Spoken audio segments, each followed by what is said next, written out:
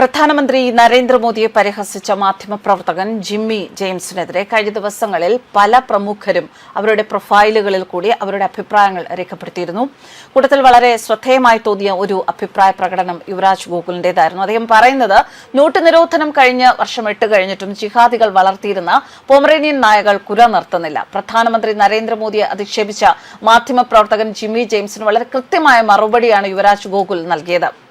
യുവരാജ് ഗോകുൽ പറയുന്നു, നോട്ട് നിരോധിച്ചത് ഈ സൈസ് പോമറേനിയനുകളെ വളർത്തിയിരുന്ന ജിഹാദി ഘടകങ്ങൾ വരെ മറന്നിരിക്കുന്നു. പക്ഷേ ഈ പോമറേനിയൻ നായകൾ ഇപ്പോഴും ആ യജമാനന്മാരെ ഇംപ്രസ് ചെയ്യാനുള്ള കുര നിർത്താറായിട്ടില്ല.